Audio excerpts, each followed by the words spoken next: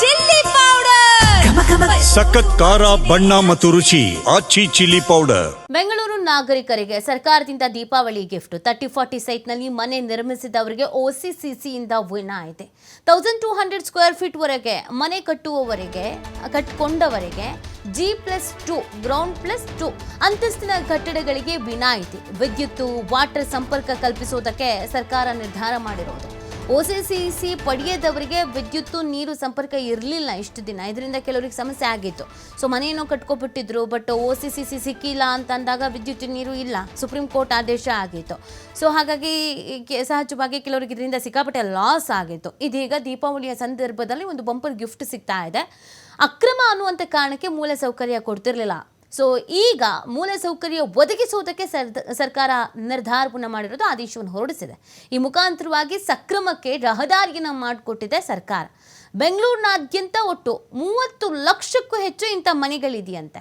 So 30 ಲಕ್ಷಕ್ಕೂ ಹೆಚ್ಚು ಮನೆ ಅಂತಂದಾಗ ಎಷ್ಟು ಜನ ಪರದಾಡಿದ್ದಾರೆ, ಎಷ್ಟು ಜನರಿಗೆ ಸಮಸ್ಯೆ ಆಗಿದೆ ಅನ್ನೋದನ್ನು ಗಮನಿಸಬೇಕಾಗತ್ತೆ. ಇದೀಗ 1200 ಚದುರ ಅಡಿಯವರೆಗೆ ವಿನಾಯಿತಿಯ ಸೌಲಭ್ಯ ನೀಡಲಾಗಿದೆ. ಕಳೆದ ಸಚಿವ ಸಂಪುಟ ಸಭೆಯಲ್ಲಿ ಸರ್ಕಾರ ಇದನ್ನು ನಿರ್ಧಾರ ಮಾಡಿತ್ತಂತೆ. ಈ ಬಗ್ಗೆ ಚರ್ಚೆ ಆಗಿತ್ತಂತೆ, ಈ ಬಗ್ಗೆ ನಿರ್ಧಾರ ಮಾಡಿತ್ತಂತೆ. ಇದೀಗ ಅಧಿಕೃತ ಆದೇಶವನ್ನು ಹೊರಡಿಸಿದೆ ರಾಜ್ಯ ಸರ್ಕಾರ. ಈ ಕಂದಾಯ, ಭೂಮಿ, ಸೈಟು, ಮನೆ ಈ ವಿಚಾರದಲ್ಲಿ ಒಂದಷ್ಟು ಗೊಂದಲ ಈ ಬಾರಿ ಆಗಿದ್ದು ಹೌದು. ಯಾಕಂದರೆ ಕೆಲವೊಂದಷ್ಟು ರೂಲ್ಸ್ಗಳನ್ನು ತಂದರು. ಕಠಿಣವಾಗಿರಬೇಕು, ಎಲ್ಲರೂ ಪಾಲನೆ ಮಾಡಬೇಕು ಮತ್ತು ನ್ಯಾಯಬದ್ಧವಾಗಿರಬೇಕು, ಕಾನೂನಾತ್ಮಕವಾಗಿರಬೇಕು ಅಂತ. ಹಾಗಾಗಿ ಕೆಲವರಿಗೆ ಇದರಿಂದ ತೀವ್ರ ಸಮಸ್ಯೆ ಆಗಿದ್ದಿದೆ.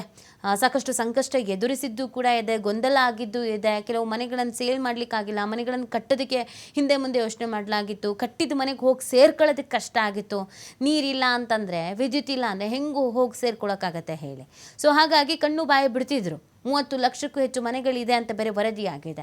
ಇದೀಗ ಅಂಥವರಿಗೆ ಸರ್ಕಾರದಿಂದ ಒಂದು ಬಂಪರ್ ಗಿಫ್ಟನ್ನು ನೀಡಲಾಗಿದೆ. ದೀಪಾವಳಿಯ ಸಂದರ್ಭದಲ್ಲಿಯೇ ಇದನ್ನು ಅನೌನ್ಸ್ ಮಾಡಿರೋದು ಸಹಜವಾಗಿ ಕೆಲವರಿಗೆ ಖುಷಿ ಆಗ್ತಾ ಇದೆ. ಎಷ್ಟು ಜನ ಕಷ್ಟವನ್ನು ಎದುರಿಸ್ತಾ ಇದ್ರೋ, ಇದರಿಂದ ಸಮಸ್ಯೆ ಆಗಿತ್ತು, ಅಂಥವ್ರಿಗೆ ಒಂದು ದೊಡ್ಡ ರಿಲೀಫ್ ಅಂತಲೇ ಹೇಳ್ಬೋದು. ಇನ್ನು ಕೆಲವೊಂದಷ್ಟು ಬದಲಾವಣೆಯ ನಿರೀಕ್ಷೆಯಲ್ಲಿ ಜನ ಇದ್ದಾರೆ.